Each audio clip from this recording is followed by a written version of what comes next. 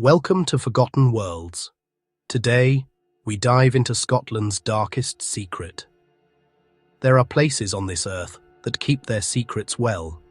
They are not just buildings made of stone and mortar. They are silent keepers of stories that were purposely left untold. In the heart of Angus, Scotland, a shape of towers and battlements rises against an always grey sky. This is Glamis Castle. It's ancient. It's huge.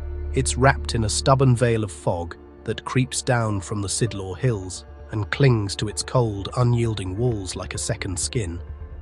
People know the name. They see the postcards. But few understand the question that truly matters. The question isn't what this castle is, but what it hides. What darkness festers behind its ornate, heavy doors? The air here is different.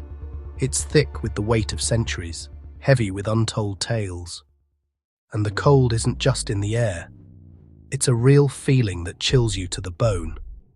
The quiet is deep, a deep and echoing stillness that seems to come from the stones themselves. It's the kind of quiet that comes before a big reveal, the breath you take before a terrible truth is told. This is not a place for fairy tales. This is a crime scene where the victim is truth and the killer is time itself. The investigation doesn't start with a scream, but with a whisper.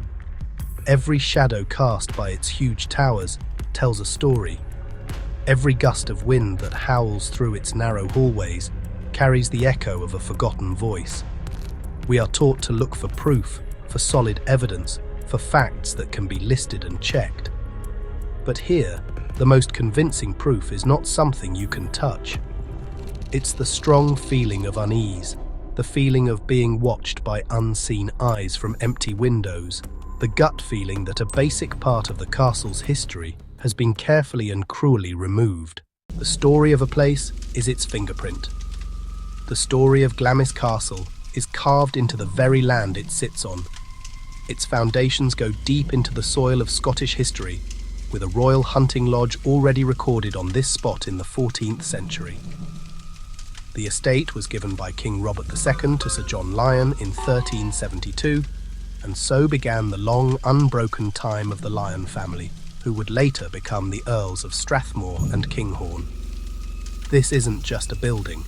It's a dynasty solidified in sandstone, endurance power of the careful gathering of influence over more than 600 years. The structure we see today is a product of constant change, a Frankenstein's monster of architectural dreams.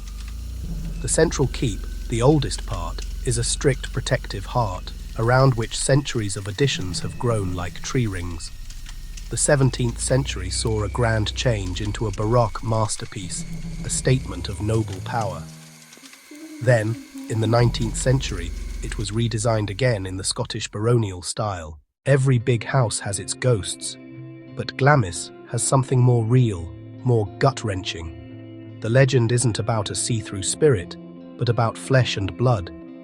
It's the story of the monster of Glamis. The tale passed down through generations, by staff, by villagers, speaks of a secret heir, born terribly deformed. This wasn't a ghost, but a person, a member of the Lyon family, condemned to a life of captivity within the castle walls. The details change, but the core elements remain chillingly the same. The most convincing physical proof of this legend is how it looks from the outside. There's a local tradition that guests hang a towel from every window of the castle. When you count the towels from the ground, the story goes, you will always find that one window remains empty.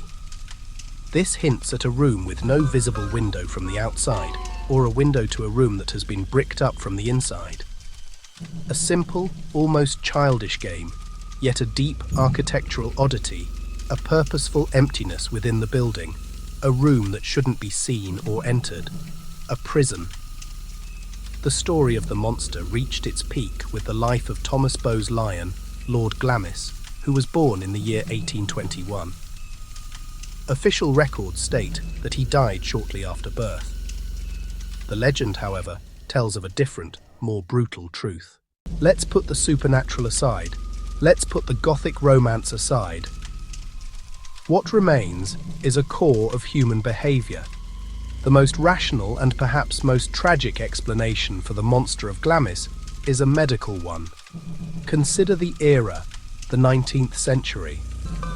Medical understanding of congenital disorders was at best rudimentary. Conditions like Proteus syndrome or severe neurofibromatosis would be diagnosed and understood today. But back then, they would have been seen as monstrous, or as a sign of divine punishment, or as a blemish on the family line. The birth of a severely deformed child would have been a catastrophe. To keep the child within the castle walls and care for them in secret, an act of cruelty, and at the same time, a twisted form of protection. It would have protected the family's reputation, while sparing the child the brutalities of a 19th century institution. The monster was likely a human being with severe physical disabilities. This hypothesis aligns with the details of the legend. The long lifespan of the hidden one, perhaps into the early 20th century, explains the decades of silence. The sounds heard by servants, the special meal preparations.